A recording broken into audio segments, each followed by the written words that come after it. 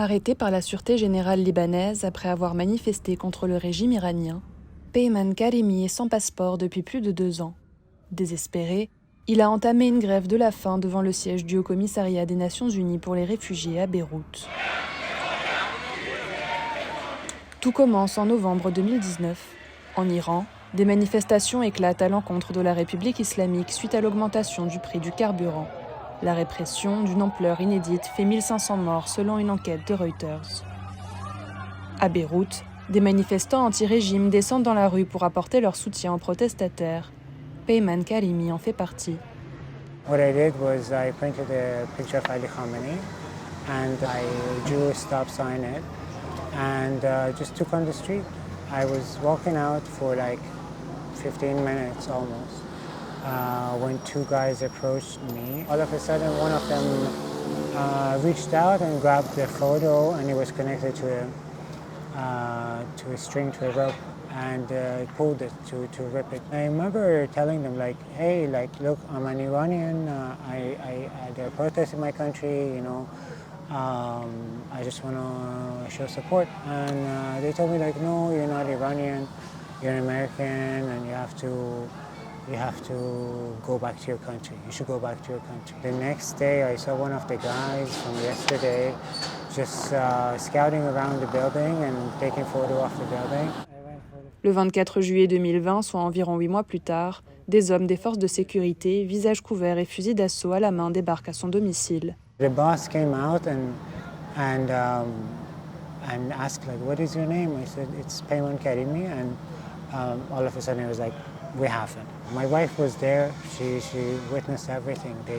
They went under the bed. They looked under the bed, closets, drawers, on the top of the doors. They took all my electronics, all of her electronics. They handcuffed me and we went down. They put a bag over my head and then they took me to an undisclosed location. S'ensuivra un interrogatoire de 7 jours. We went through different questions like if I know anyone in different embassies, if I know anyone in British or American embassy, why do I hate Iran? After that, they sent me to prison. Il sera finalement libéré le 10 août 2020 après 18 jours en prison. Afin de récupérer son passeport, il doit se rendre à l'ambassade d'Iran d'où il sera déporté. Mais pour Peyman, qui a fui son pays en raison des menaces liées notamment à sa conversion au christianisme, rentrer est synonyme de danger. S'il n'a jamais pu voir son mandat d'arrêt, il reconnaît que l'illégalité de sa situation a pu donner un prétexte à la Sûreté générale pour l'arrêter.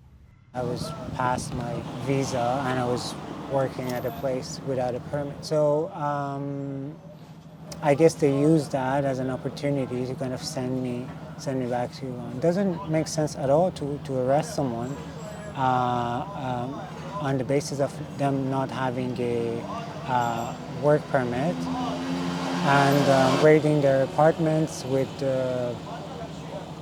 4 to 6 masked soldiers. Si depuis sa sortie de prison, il a pu obtenir le statut de réfugié, toujours aucune trace de son passeport. Le Haut-Commissariat semble avoir les mains liées et n'a à ce jour pas répondu à nos sollicitations. L'aide de la Norvège, d'où est originaire sa femme, se fait également attendre.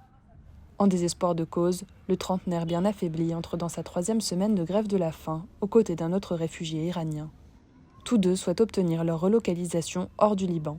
I believe what happened to me, it kind of highlights the fact, it highlights the influence that the Islamic Republic has here in Lebanon, of course, through their militia. It makes it very unsafe for an Iranian refugee to be here in Lebanon just because of that.